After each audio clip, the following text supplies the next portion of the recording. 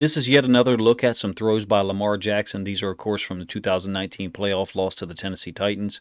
If you're wondering where I get some of the ideas for these, to be honest with you, a guy, Josh Hoffman, who is not only a Patreon supporter of mine, but is also the first channel membership person to join on YouTube, asked me to look at some playoff film, specifically the Titans game. He also mentioned the Bills game from 2020, so that one will be forthcoming.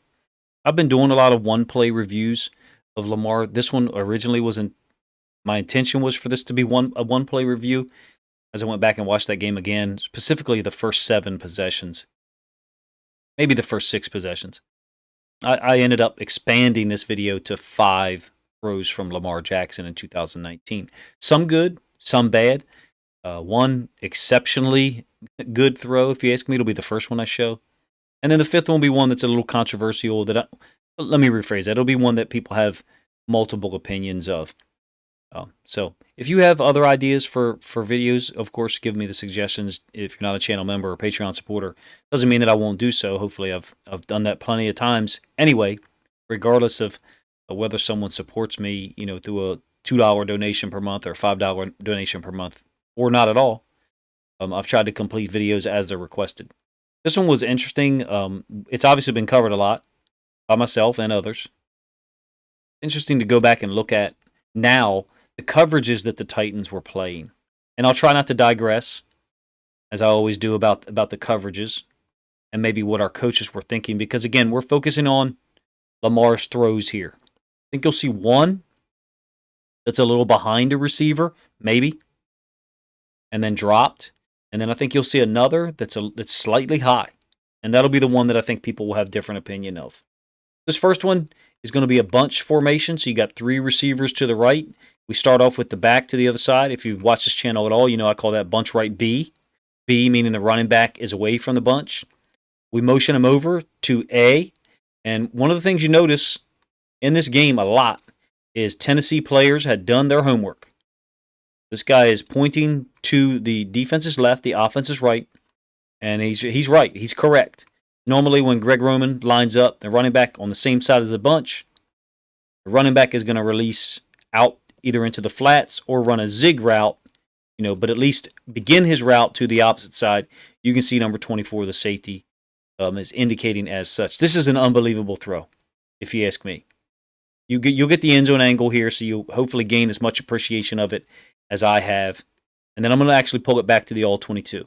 There's number 24, pointing to this side because he saw the motion guy go over, or the running back motion over to the other side. The Titans were doing something really cool, not just with running backs, making it look like they were going to play man with him here. I'll show you what they were doing to our tight ends, H-backs.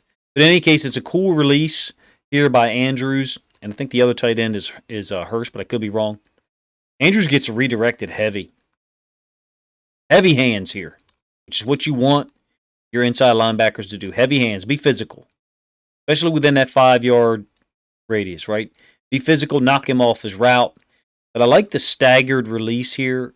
2 guys running in the same path initially. One goes vertical and then the other one sits. This is an amazing throw, if you ask me. I'll pause it and bring it back. Of course, Lamar looks for Mark Andrews a lot. That was one of the reasons I think that Josh Hoffman asked me to look at this was, how does Andrews get open with all the attention he's given? And it's a great point by Josh. But you've got 2 second-level defenders with eyes on Lamar. They're playing zone. You got a 3rd second-level defender down here who's ran with the vertical by Hurst. What I mean by vertical is he's running to match Hurst's release. Basically ends up looking like a cover 2 where he's carrying the guy vertical. Andrews sits underneath, and Lamar sticks this throw in between these 2 defenders with enough zip, for Andrews to be able to catch it and then protect himself from, defenders converging on him from 2 different angles. It's a beautiful throw, I think. One of those underrated throws, even though it is, again, targeting Mark Andrews, who is his favorite receiver. Second one, this is mid-second quarter. We're already down 14-0. So to expand on something I mentioned with the first play, Titans were doing something interesting, something I hadn't seen a ton of teams do in 2019 up to that point. They were putting safeties on the H-back or the fullback. Technically, the fullback is Hayden Hurst here, so he is positionally a tight end. You can see as he moves over, that safety moves with him. They were assigning a safety man-to-man to those guys, and they were reading them. So if Hurst released out here, this safety is going to go in this direction. But this is a really, really cool adjustment by the Ravens coaching staff. We unfortunately just don't stay on the read long enough for Lamar, and then he ends up throwing what is clearly not a great pass out here to Marquise Brown out here to the right sideline. But watch what happens with this safety and this vertical route by Hurst, and you will see the end zone angle, so you'll get to see an even better view of it. We are clean running past him. This guy, red run, based upon Hurst's downhill path and an aggressive, assertive, attacking the line of scrimmage, and a Hurst just bumps just outside of him, runs past him. We had the opportunity for a big play there. Probably a touchdown, to be honest with you. And if you've listened to this channel or watched my videos at all, I'm a huge Lamar Jackson fan, so I don't really take any enjoyment in saying that he missed something from the end zone angle, though you will see that he is on this read initially. When I say this read, I mean Hurst running the vertical. And this safety, 26, has undisciplined eyes here. He's looking in the backfield. Lamar appears to be looking at this read. This is a design play. We did not do this a whole lot in 2019. To me, this is a design play. The Ravens coaches had identified how Tennessee was playing their safeties on the tight ends or H-back, fullback. And he runs right by him. Lamar's on the read here. You'll see his body posture. Clearly it does look like he's looking behind Hurst, but you'll see his body posture drastically change in a moment to throw that deep out to Marquise Brown that we know was incomplete. Missed opportunity here, if you ask me, if Lamar throws the football vertically over the top of 26. He's got to drop it in front of a free safety who is somewhere between the hashes. Certainly would have been a better option than this deep out to Marquise Brown, which ends up incomplete. Third play I want to show you again from the second quarter, later on that same drive. This is an unfortunate drop by a guy who pretty reliably made plays for the Ravens while he was here, Willie Snead. It's a quads formation, so you got 4 guys to the right. And I believe that Justice Hill is going to run a little in and go underneath of the linebacker level, second level. And then Willie Snead's going to kind of run a little bit over. Not exactly a levels concept, but somewhat similar to it. It's a 3rd and 13. This was a huge drop. I do consider this one a drop, even though it's thrown slightly behind Willie Snead, because I think Willie Snead was a pretty damn good football player.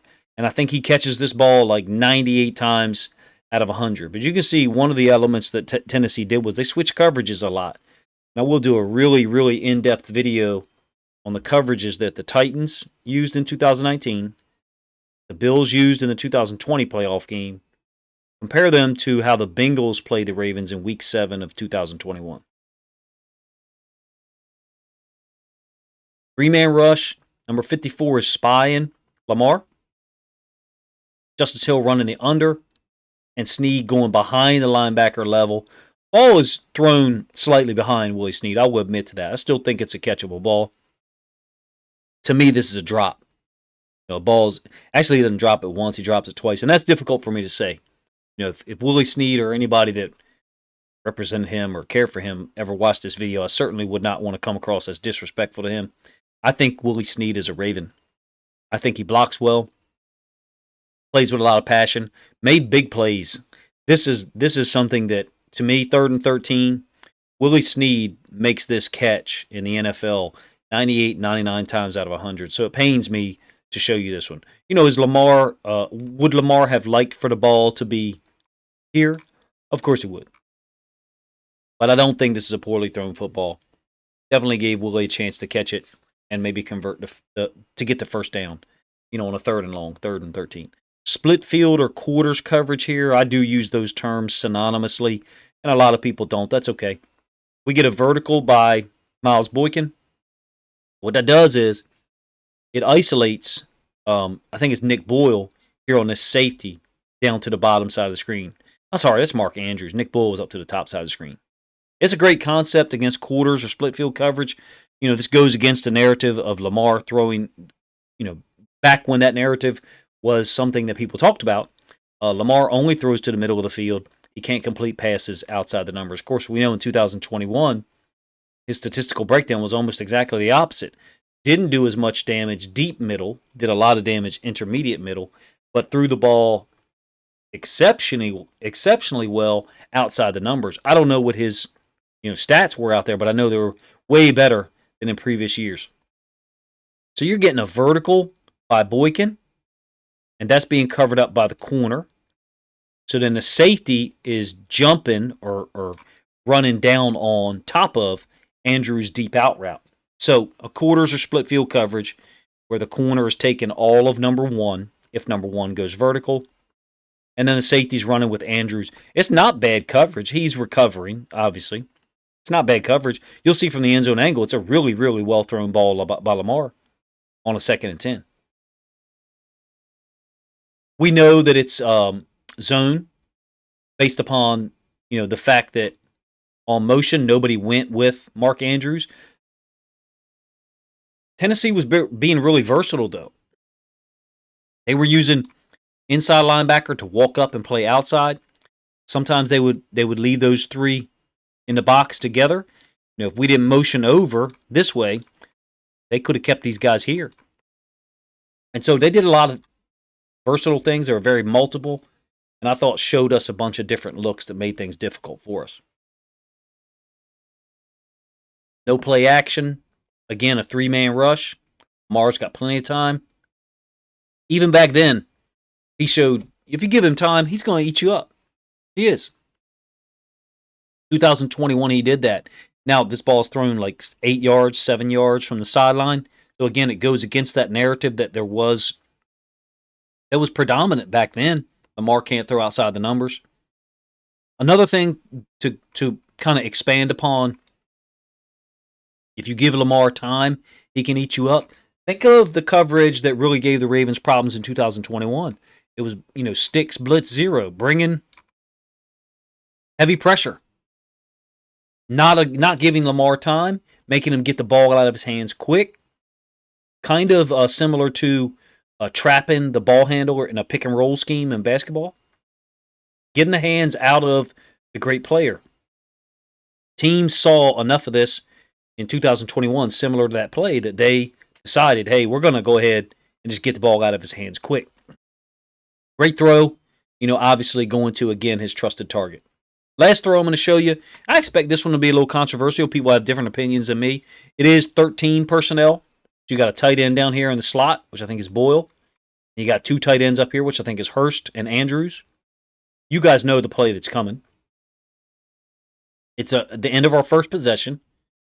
Andrews is running this kind of over concept. We also have Boyle running this route here. I have a little bit of an issue with that route. I'd like to see one of 2 things happen. To basically put this free safety in a little bit more of a bind. Not let the free safety be there on a tip pass like this. I'll save you the, watching the interception return, Lamar having to make a tackle. Pull this back to the route. And let you see it one more time. All right, so you're getting an under route by Hurst or a drag. And then the deeper over by Andrews. This is the classic Ravens Greg Roman concept. Cool. Me personally, with this route here, I'd like to see another crosser. I like 2 deep crossers. Puts the free safety, makes him make a choice. Now, am I saying that Nick Boyle on this cross is going to beat that guy man-to-man and we're going to make a big play downfield to him? Maybe not. Maybe that's one of the disadvantages of 13 personnel. Maybe in this formation, it would have been better off to have Hayden Hurst there. He's got the speed to maybe win this route. And when I talk about that, I'm assuming that on this deep over, the safety's going to go with him. And since this looks like man-free to me, this corner is going to run with Andrews as well. So I'll pull this back so you can see what I mean. It certainly looks like man-free to me. Man. Definitely man there, and this guy running man with the running back, okay? So you would agree this is cover 1 or man-free. I would like to see, instead of Boyle's route, what it does is it allows the free safety to divide these two routes. You see what I mean? It allows him to be in the middle of those two routes there. If we crossed them, and now he's got a choice to make. And Lamar has time. We might be able to get him, get the football out here to make a big play. Or if this ball is tipped by Andrews and dropped, according to some of us, I think it's a little high, and you'll see the end zone angle. I don't think this is a great throw. Lamar can make a better throw. I also think it's possible that this guy diving at his knees, which I think is Simmons, a hell of a football player, may have forced him to not finish his rotation of his body, and may have forced the ball to be about 6 or 8 inches higher than Lamar intended it to be. You may have a different opinion. I know there's a lot of people that have shared a video of all the drops from this playoff game. I'm not too sure this is a drop, to be honest with you. We do know that we're getting man coverage here, though, because the safety's going across with Boyle. First running the drag, Andrews releasing outside, and then running the deep over concept. If you were a safety on this route combination, you're going to fit this. You're going to fit and try to defend Andrews' route. Obviously, that's our most dangerous guy, especially to this point. My opinion, the ball's a little high. Could Andrews catch it? Yeah, absolutely. Just like Willie Snead. Do I think Andrews catches this ball 98 times out of 100? No. Somewhere in the realm of 80, 85 times. That's what makes him a really damn good tight end in the NFL. Again, you got Boyle's route here up at the top, has brought him close to that free safety. I'd like to see Boyle and the guy defending him to be over here right now. To basically put this free safety in some, because that's what well-designed offensive plays do. They create conflict. They allow you not to defend two people at one time. So if you want to be simplistic here, you can say the Ravens have receivers running routes near each other again. That's a little bit simplistic, from the standpoint of this guy. He belongs there. I would say that's the route that I would like to have. Another option is just to run mesh with him. So Hurst is running a drag here. Another option would be Boyle running another one. Okay? Because then you can get possibility of a natural pick or rub here on a defender because it's man-free. Then you still have the option of the deep out to Andrews and, what is essentially just a clear-out route down here by the X. We've got a much better X receiver now, obviously, in Rashad Bateman. But you see what I mean. You're getting a drag by Hurst. If we want to get rid of this guy, and that was kind of rare. I didn't normally see a second clear-out route on these deep over concepts that got in the way. I shouldn't say got in the way. That got in the window of the ball thrown by Lamar. Again, it's either dropped, if you think Andrews dropped it, or slightly overthrown by Lamar and then dropped by Andrews. But in any case, getting him out of here would be something that we would suggest, right? All of us, no matter what our opinion is on Andrews' drop. Lamar's throw could have been better. We all agree on that, especially if you do think as highly of Lamar Jackson's passing abilities as I do. I've done now 27 videos on his throws, and there's things that I learn or relearn that I'd forgotten through studying them. Again, this was a suggestion by Josh Hoffman. I appreciated it. A couple of things I would like to mention, and I said this in another video recently. When Lamar gets back here, generally, if he's set and he's got a real nice power angle with his back leg, I said good things happen. I don't see that same angle here. There is an angle. His hip is inside of his feet, obviously. But I don't see the same angle created, and I don't see the same follow-through to me with his body. It could be why it's a little bit high. You asking for perfect, right? That's what you want. You want perfect technique. I'll never forget watching a video of Customato talking to Mike Tyson, practicing something with a heavy bag. He says, "Don't come up." Something like "Don't come up," before you throw a shot. I think they had a letter name for the shot. I think it was H. Don't come up with the H. And Mike Tyson looks at him, and D'Amato says, well, it's not coming up yet, but it's starting to. And in my opinion, just looking at Lamar critically on this throw, I don't think he's followed through all the way as he generally does. Mechanics and technique have gotten way better in 2021, and I think will be even better than that in 2022. You guys let me know what you think of this video. Again, focusing on Lamar's throws. I think he had a really, really good one. That first throw to Andrews, kind of shown here from the end zone angle.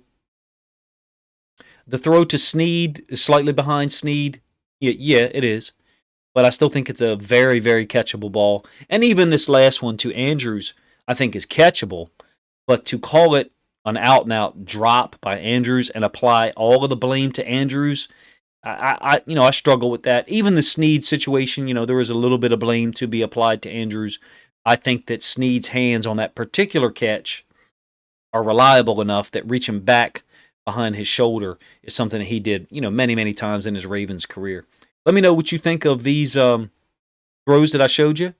Obviously from 3 years ago at this point, once we begin the 2022 season, Lamar's mechanics have continued to improve, I think.